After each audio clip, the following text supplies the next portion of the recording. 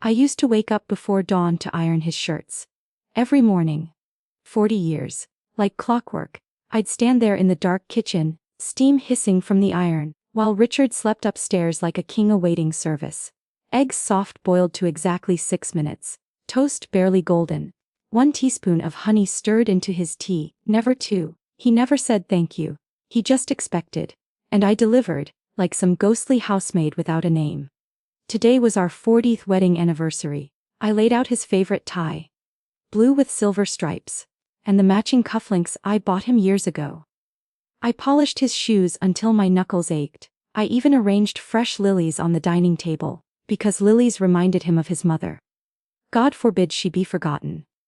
I was setting the table when his phone buzzed. Normally, I wouldn't touch it.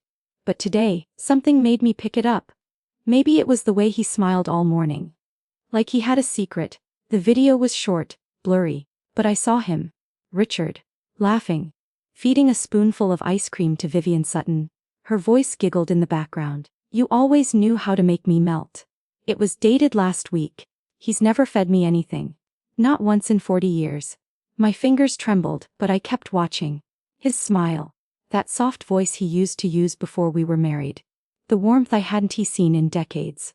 Offered so easily to someone else. And just like that, the eggs burned. I didn't say a word. Just turned off the stove and opened the windows to let the smoke drift out. The silence felt heavy, sticky. Richard came down 20 minutes later, freshly shaved, shirt crisp, tie perfectly knotted. The tie I'd laid out like a fool. He didn't notice the burned eggs or the dead lilies. He just said, "Where's the tea?" I didn't answer. He sat down anyway, like always. He unfolded the newspaper, like always. He didn't even glance at me. I watched him sip the tea I didn't make. I walked to his side of the table and set his phone down in front of him. Screen unlocked. Video queued. He glanced up, annoyed, pressed play. And then, his face changed. Not fear, not shame. Just irritation. Like I'd interrupted him. "Where did you get that?" he asked. "It was on your phone, Richard." He stared at me. "You went through my phone." The rage bubbled up so fast I nearly laughed. That was his issue. Not the woman, not the betrayal. Me touching his phone. "Vivian always had a sweet tooth," he said, brushing imaginary lint off his sleeve. "Don't do that," I said. "Don't pretend this is nothing." He sighed like I was exhausting. "Grace, let's not ruin the day. 40 years. Let's have breakfast." He actually reached for the toast. "Don't call me Grace like that," I said. My voice cracked. "Like I'm your employee." He put the toast down. Slowly.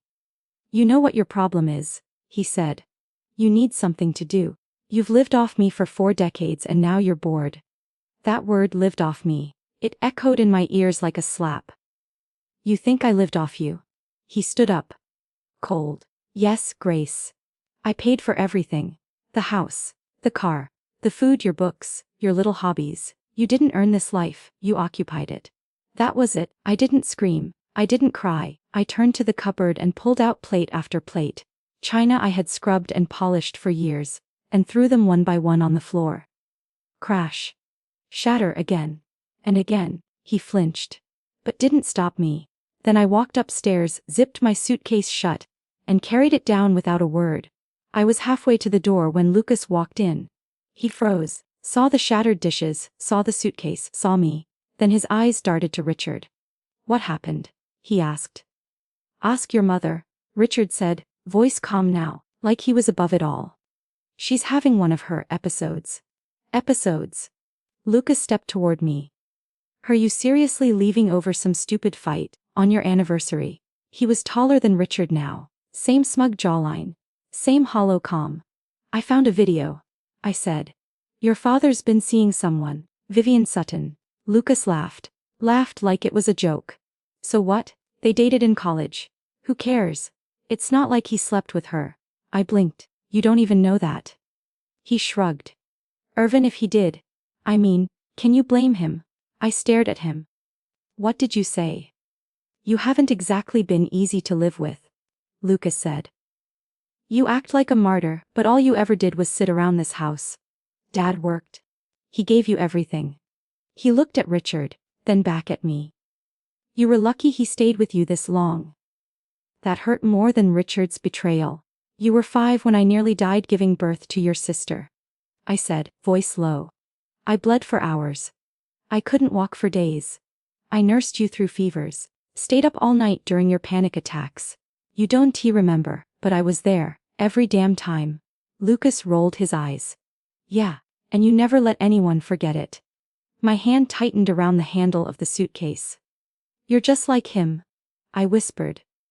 Yeah, he said, because he's strong. You're just bitter. I opened the door. The morning sun hit my face like a slap. Behind me, silence.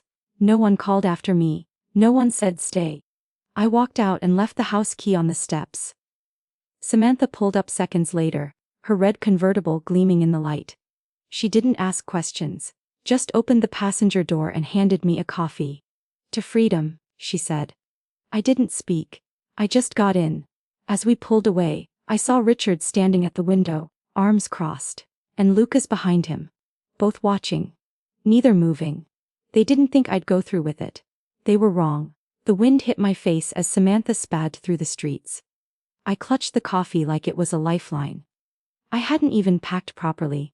Just clothes, a toothbrush, a half-used bottle of perfume I stopped wearing years ago. The essentials of a woman who had never really owned anything. Not even herself. Samantha turned the music up, some throbbing pop beat, a voice about power and survival. I didn't know the song, but I liked the way it sounded like fire. She glanced over. You okay? No, I said. But I'm not dead. That made her laugh. That's a start. We drove straight into the city. Neon, horns, strangers with somewhere to be. She took me to a place I hadn't stepped into since my 20s. A nightclub, dark and hot, pulsing with youth and sweat. I stood in the corner at first, coat still on, like I didn't belong. But Samantha pulled me onto the dance floor. You need to remember how to feel something. I wanted to resist, to slip back into that obedient shell, but I didn't. I danced. I laughed. I let a stranger compliment me without shrinking, and somewhere in the chaos, I remembered the woman I used to be before Richard, before the apron, before the stillness. We got back to her apartment close to 3 a.m. I collapsed on the couch, my heels in one hand, mascara smudged. I hadn't felt that exhausted in years. And I hadn't felt that alive either. The next morning, she made fresh juice, and handed me a yoga mat. This is how it starts, she said. Own breath at a time. I rolled my eyes, but I did it. Downward dog, child's pose, awkward, sweaty, ridiculous. But my body was moving again, not just surviving. By the end of the week, I filed for divorce. Online. Quiet. Efficient. Just like I used to handle his taxes. Samantha raised her glass that night. To endings. I corrected her. To beginnings. And for the first time in 40 years, I slept in a bed that wasn't bought for me, controlled by me, or shared with anyone. It felt like mine. Richard called. I didn't pick up. Lucas sent a text. You've made your point. Can you come home now? Home. Like it still belonged to me, like I hadn't burned that bridge myself with every shattered plate. I blocked his number. Samantha and I took a road trip along the coast. No schedule, no deadlines, no men barking questions like I was their assistant. We stayed in small inns, laughed over cheap wine, flirted with waiters half our age. I wore colors again. Bright ones. Red lips, silver hoops, a leather jacket that hugged me like it knew I had something left to fight for. One morning, we stopped by a beach town. I wandered into a little art studio. The smell of turpentine and salt hit me like memory. I used to paint badly. But with joy, Richard called it. Cute distraction. I took a brush that day and painted a mess of ocean and fire. It was ugly. It was perfect. I rented a small place a few miles from Samantha's. White walls, sunlight through every window. My name on the lease. Every week, I went to yoga. I made friends with women who'd been through worse. Divorces, betrayals, losses. We shared war stories between poses. We laughed, we cried. No one pitied me. No one told me to be quiet. The silence in my apartment was different. Not heavy, not watchful. It breathed with me. I danced to old music in the kitchen. I made tea for one, and it tasted better than all those breakfasts I ever made for him. I caught a glimpse of myself in the mirror one day. graying hair, thinner face, new lines etched deep, and I smiled. Not because I looked young, but because I looked real. My body had carried children, held grief, fed a man who never fed me back, and it was still standing, stronger than ever. Then the lawyer called. Richard had finally signed the divorce papers. No note, no apology, just silence, and still, I felt the power shift. The weight lifted. The air in my lungs no longer filtered through him. I had nothing to prove. No more roles to play. I was finally free. A month passed before I heard about Richard again. It wasn't from him. It was Natalie, our neighbor. The only one who ever treated me like I mattered. She came by my new place with a plant and a raised eyebrow. "You won't believe what's happened." I didn't want to care, but my hands tightened on the mug. "Sibel moved in," she said. Didn't take long. That name landed like a stone. Isabel. The young thing Richard swore was just a friend from some charity event. She was 20 years younger, all long legs and bright teeth, the kind of woman who never needed to iron anyone's shirts. "She doesn't cook," Natalie said with a smirk. "Or clean. Or fold laundry. Apparently she has a son, grown man, bad attitude, used to be in rehab, showed up screaming at Richard last night. Cops came. I stared at her. She never mentioned a son. Apparently she never mentioned a husband either. Or ex-husband. Big guy. Just out of prison. Heard he roughed Richard up pretty bad before disappearing again." I didn't flinch. I didn't smile either. "Hospital," Natalie added. "Broken ribs. Concussion." Isabel didn't even ride with him in the ambulance. Just lit a cigarette and called her ex. It should have made me feel something. Guilt. Pity, closure. But all I felt was distance. Like I was watching a scene from a movie I used to star in, now recast. Natalie leaned forward. "You're not going back, right?" I met her eyes. "I'd rather walk barefoot through glass." Later that week, I visited the hospital. I didn't bring flowers. Didn't even bring a jacket. I stood by his bed while he blinked up at me through bruises. His voice was hoarse. "Grace." I waited. "You win," he croaked. I shook my head. This wasn't a game. But if it were, "You lost long before Isabel showed up." He reached for my hand. I let him miss. "You don't mean that," he whispered. I leaned in. "Mean every word. You never knew who I was. And now you never will." Then I walked out, not slowly, not dramatically, just finally, on my terms. Weeks passed. No more messages, no more drama. The storm was over, and all that was left behind was quiet. But not the suffocating kind. Not the stillness of a cage. I got up early now. Not for anyone else, but because I liked the light. I made strong coffee. Sometimes I took it on the balcony in nothing but a robe, barefoot, hair wild. The woman I used to be would have shrieked, but she was gone. Buried under decades of duty and denial. I started teaching art classes at a community center, not because I needed the money, but because I loved the way the students smiled when they finished something ugly and honest. We painted without rules, without needing to impress anyone. I told them, mess is real. Mess is power. Samantha came by every Friday night.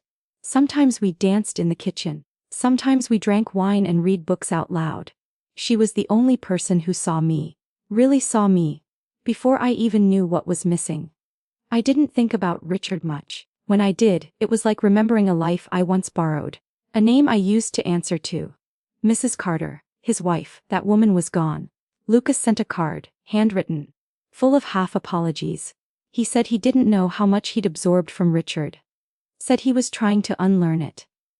I didn't write back. Some things take time, maybe one day. But not yet. I'd spent too many years stitching up other people's lives, holding broken men together with silence and patience.